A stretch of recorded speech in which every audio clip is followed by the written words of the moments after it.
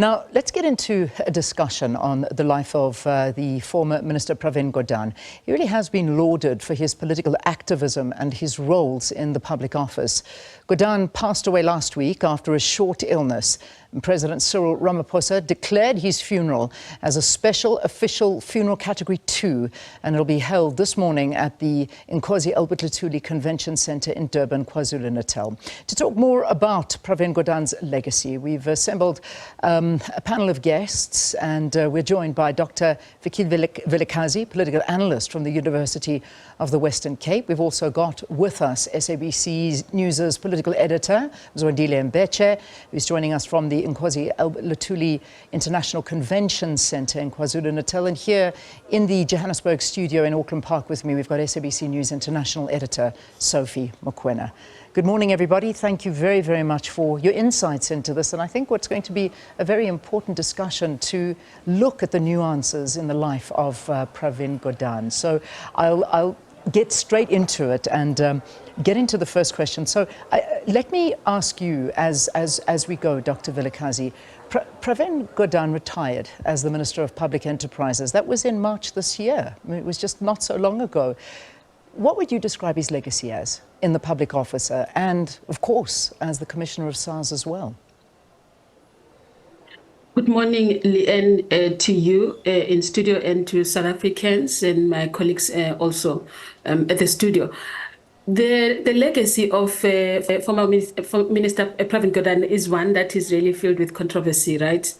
I think also is one that is highly packed with emotion, Leanne, in a sense that he is one of the key political figures in the country.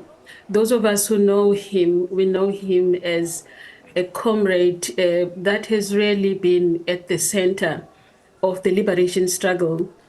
Minister Pravin Gordhan is one of the people that sacrificed his life for South Africa, you know, just in terms of during the time in exile. He played a pivotal role to be a connecting factor between people in exile, but also those who were in the country. He was pivotal in the formations of the United Democratic Front, which became a key role player in the liberation of South Africa. So he is that person. At the same time, it's a legacy that is filled with contradictions because of the scandals that have emerged, you know, under his leadership, you know, against his name, as allegations, of course, when he first was a commissioner of SARS in Parliament, and then when he was appointed as a Minister of Finance, his relationship with the former President Jacob Zuma, his relationship with the national intelligence in the country, his relationship with what South Africans now know as the rogue unit at SARS, and allegations then of misuse of intelligence work. So whether those things are true or not, we are looking at a cadre here who's not immune to contradictions that political figures are faced with. So it's a kind of a legacy, really, that is carrying mixed emotions for us as a nation. Yeah, it certainly is, Dr. Vilakazi. I mean, I think just outlining the timeline of his life and looking at those different hats that he wore throughout his life and what a life indeed it was. But I just want to interrupt the panel discussion for a moment. We had put up visuals onto the screen, and this is really live visuals as the day is unfolding. And in the early hours this morning here, we can already see that the body of Pravin Gordhan has arrived at the family home in KwaZulu-Natal in Durban. And we've got Natasha Piri, who is there. She's standing by. She's watching this as this whole ceremonial process gets underway. So, Natasha, perhaps you can just talk us over what is happening at the moment. Well, thank you so much, Leanne. We're actually at the late Pravin Gordhan's brother's house here at Reservoir Hills. And of course, you would understand that back in Gauteng, the rites were actually performed, you know, on his body. And right now, there will be a prayer service that will be conducted for the late former minister. That will take an hour or so. And then we do understand that his body will then be moved, of course, to the Inkosi Luthuli International Convention Center shortly. You're quite rightly, and before you actually crossed trust, we saw, the visuals of the body draped in ANC, flag being brought inside his brother's home here at Reservoir Hills. And of course, we'll wait for those proceedings to then finish so that family and friends could bid, their final goodbyes here. But of course, what you see are all the cars or the procession that will then be heading, of course, to the Inkosi Albert Luthuli Convention Center. Of course, we've been speaking to various family, friends, colleagues and comrades of the late former minister. Of course, you saw Minoshni there speaking to Dr. Dlomo. I spoke to the Deputy Minister, Dr. Fikile Vilakazi, just also him recounting his fond memories with him, saying that they may not have seen eye to eye, with each other. But of course, this was a very honest and honorable man who stood for the truth even when it was not fashionable, and it often at times had, created enemies for himself for speaking out. So, of course, as SABC News, we will be bringing you the latest in regards to what is actually happening from his brother's, family home here at Reservoir Hills. All right, Natasha, thank you very much. And of course, if anything else does happen, we will cross out and bring you that. But just as you heard from Natasha, and I think showing you those live visuals as the remains of Pravin Gordhan, the former minister, arriving at his brother's home. So I imagine that there'll be a ceremonial process that takes place, a private one inside the house, and then within the hour we should see that basically a cortege moving all the way to the International Convention Center in Durban. Let's continue to discuss, and of course with me here in the Johannesburg studio is Ma'am Sophie Mokoena, who has, during his entire, I imagine, career, and particularly when it comes to his, it was a very interesting political career, Sophie, one would describe it. I mean, from moving from SARS Commissioner to all the various portfolios he held. And then, of course, things started to get very, very difficult during the years of state capture. A lot of allegations against him. He was very loud during those times. But perhaps you can kind of just give us a bit of summary in terms of your following and coverage of the former minister. Well, I think something that we shouldn't miss is the role he played during the negotiations that led to the new dispensation. I mean, he played a very prominent role in terms of the negotiations and also ushering in the constitution that we have. He has been part of the team that was working very hard to ensure that we have this new dispensation. You move to him being moved to SARS. I think starting that powerful institution that South Africans today pride themselves of, and around the world it is being respected. And you know that he played a very prominent role to ensure that this institution is what it is. But you know that there were challenges within that institution. The doctor spoke about rogue unit. I think sometimes we need to really unpack what this issue was about. When you speak to people who were involved when this concept was put together, it was not a rogue unit. The intention was to clamp down on illicit financial flows. And therefore, you needed a capability to be able to do that. And you need intelligence expertise to be able to clamp down on financial illicit flows.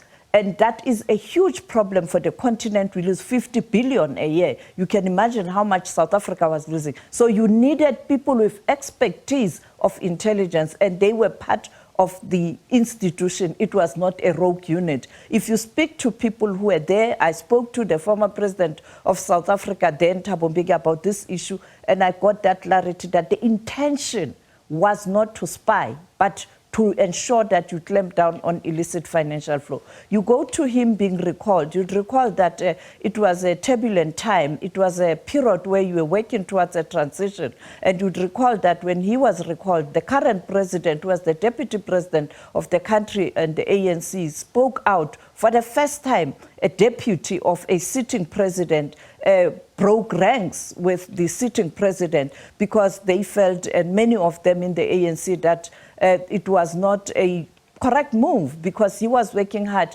to fight a situation where the economy was in trouble and there were processes to downgrade South Africa, which was going to be disastrous. And therefore, these issues, some may characterize them as controversies, but when you speak to people who were involved, who were behind the scenes, you get a better sense in terms of why there were these contradictions, because there was vast interest in capturing the state, particularly Treasury. Yeah, indeed. And I mean, these are issues one can't sort of ignore.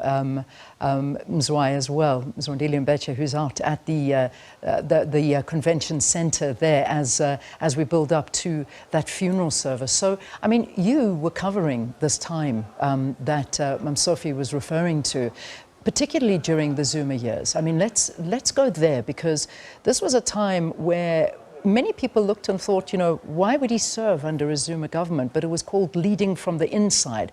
But it wasn't easy during that time. I mean, in fact, he was fired, and not for the first time as the minister. Perhaps you want to just talk to us about the times during those Zuma years.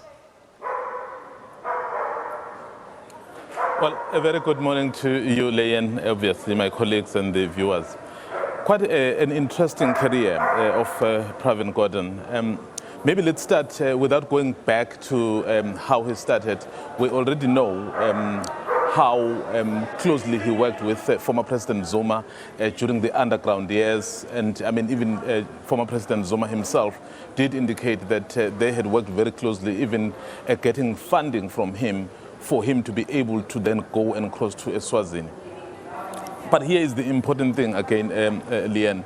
For the longest time, South Africa had the finance minister in the form of Trevor Manuel. And then there was that view to say who was going to replace Trevor Manuel. I mean, after the term had expired, that would be in 2009. And that's when we saw the late minister, Pravin Gordhan, being appointed the Minister of Finance. And 6 months later, then we had an economic downturn.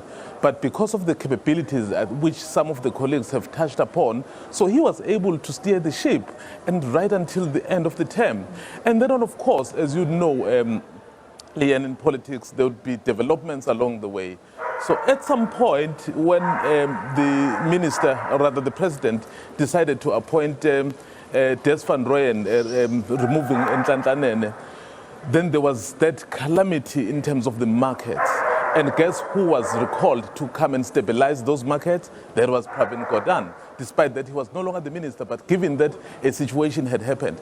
So that tells you the kind of a comrade he was to Zuma. Never mind that at some point along the way, so they didn't see eye to eye, but these were the people who worked together, who knew the capabilities, who knew this one could do this thing better than what someone else could do. As I've made an example, he came in, and then Trevor Manuel, who had been seen as a very respected finance minister, but somehow was able to step into those shoes.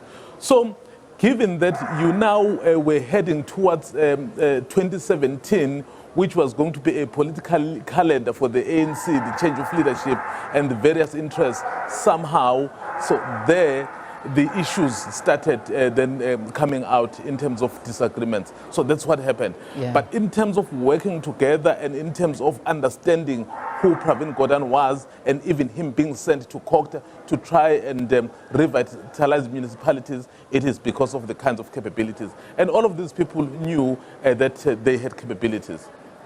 All right, so I'm gonna let you go for a moment, and then we'll get you back as we'll continue this discussion. Viewers getting the live scene behind you as we can see a bomb sweep taking place. I mean, this is what happens at all of these major occasions where you see politicians, and particularly to the extent of the president and what is going to be appearing at the convention center, doing bomb sweeps and the like behind you. So I know they will be clearing out the convention center, and we can hear those dogs in the background. So Mzwai, thanks very much, but we'll bring you back into that discussion in a short while. Again, just reference, if you've just joined us, here on your screen are live visuals that are coming from the home of Pravin Gordhan's brother. And this is what we saw a little bit earlier, that his remains had arrived. It was draped, the coffin, in the ANC flag, and it was taken into the home. And I imagine that there's a private blessing that is taking place currently in the home. And remember that, of course, this is following all Hindu practices as well, but of course the Category 2 funeral that was bestowed on him as well by the President. So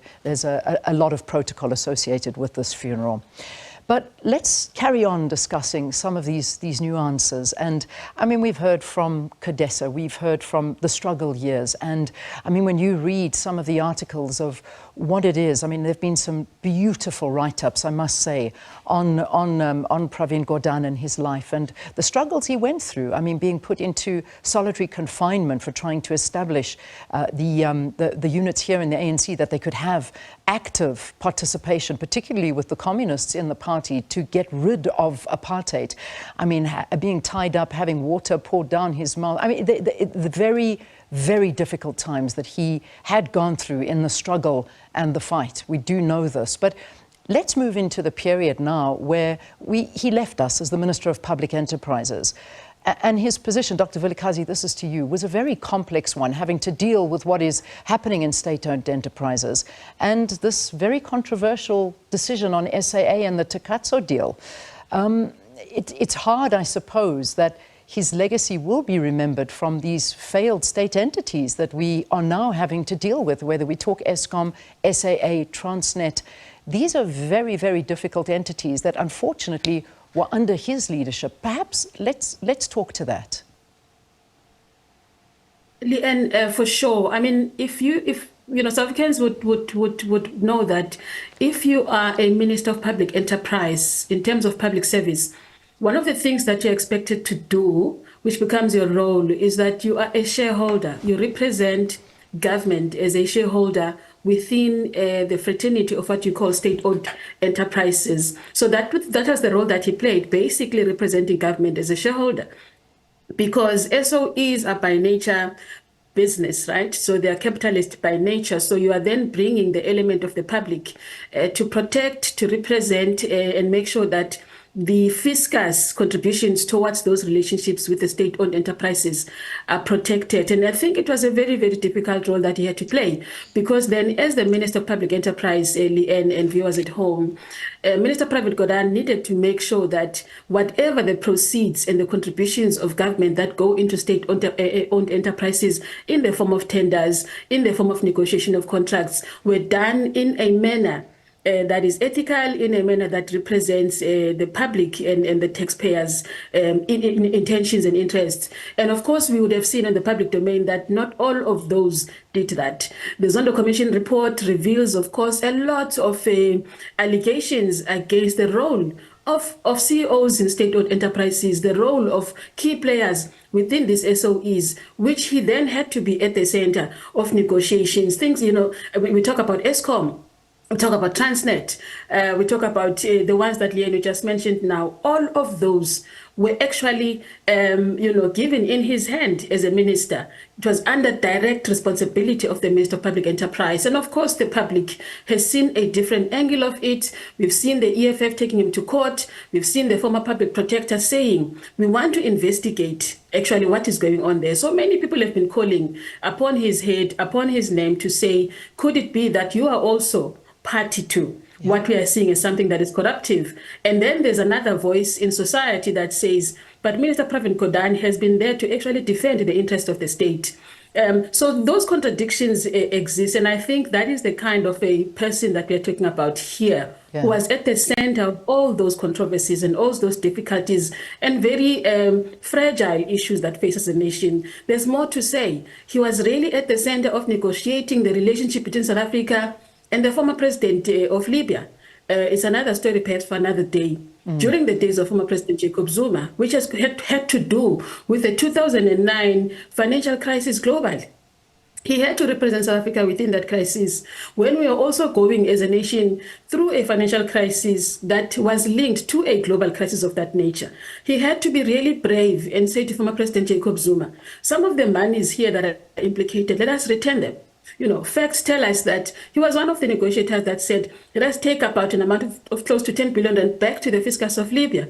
Because some governments externally, like the United States and others, were complaining and putting South Africa at a particular positionality when it comes to the financial global crisis. So he did not just really had to play a role of ethics in our finances as a state, but he also had to defend our financial positionality and credibility in the international community. And there's a lot to say, and things like how we then get ranked in our finances, and how we get to be seen in terms of our reputation as a nation. So, Dr. Vilakazi, good points that you've raised, and I know that Ms. Sophie will have a lot to say about that, particularly when it comes to the international community and his role in all of this, but, particularly with reference to some of these state-owned enterprises that we are looking at the moment, and also his time during those state capture years. But let's take a break very quickly, and we're going to check in with some of our colleagues that are based in Durban and that are following the proceedings very closely. And we'll also pick up that discussion as mentioned. Do stay with us.